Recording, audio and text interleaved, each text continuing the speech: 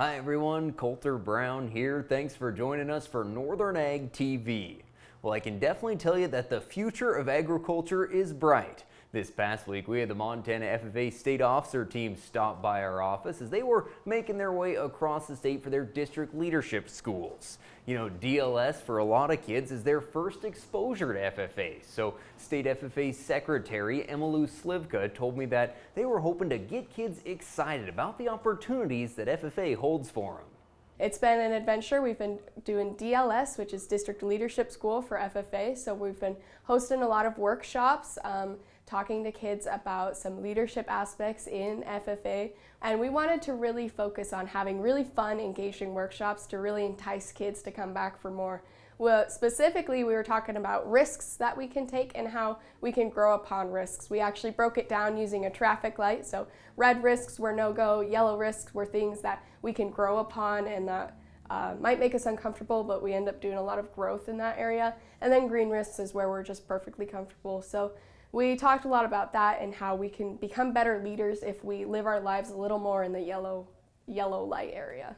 Both in Montana and nationally, FFA has grown tremendously in recent years. FFA State Treasurer Mauland from Big Timber told me that they hope to continue that growth. They're trying to bring FFA to more schools in Montana. While the growth is pretty cool to see, though, it does come with its challenges. We are at almost 7,000 members, just over 6,900 I believe, and then 110 chapters, which is really big for Montana, especially since nationally we're at 1 million members. So to be a part of that is really amazing.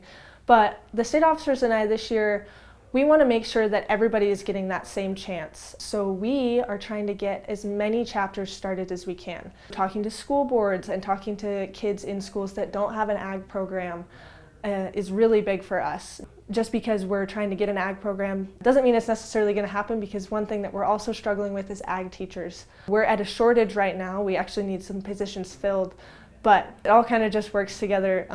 Getting new ag programs and recruiting members, but also getting teachers is really important. The state officers held their leadership schools in eastern Montana last week, hitting Sidney, Jordan, Colstrip, and Billings, and this week they'll be covering western Montana. Well, if you get the chance, head over and check out our Northern Ag On Demand podcast and take a listen to my conversation with Fromberg rancher Jese Stetson. I spoke with Jesse as part of our Young Farmer and Rancher series sponsored by the Montana Farm Bureau Federation. Jesse talks about their operation, the trials and tribulations of agriculture, how ag folks always step up to help those in need, like we're seeing right now with the Remington and House Straw fires, and in Jesse's case, what they saw in 2022 with the flood on the Clarks Fork. I also asked Jesse, looking forward, what's he excited about for the future of ag? There's lots of young people that are super excited about agriculture. They want it to stick around. They care about where their food comes from. They want to educate consumers.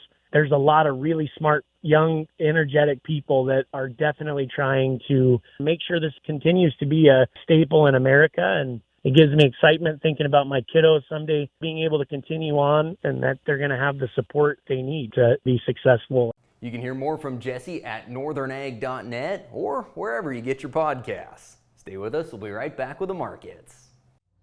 From the beginning, we've worked closely with farmers. BNSF's ties to the agricultural community go back 175 years. Together, we've innovated to make the U.S. agriculture supply chain one of the most efficient and productive in the world.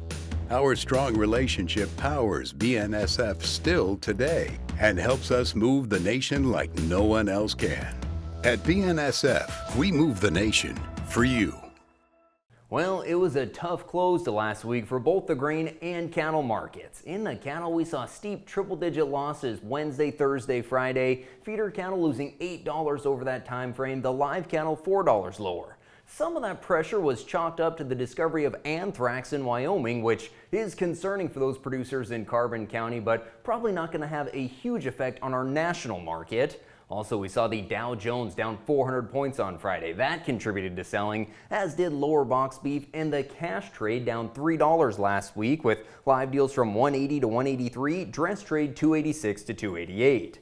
We have hit that yearling marketing time frame, a big special in Belle Fourche last week where 8-weight steers sold from 245 to 264 and 9 weights bringing 232 to 246.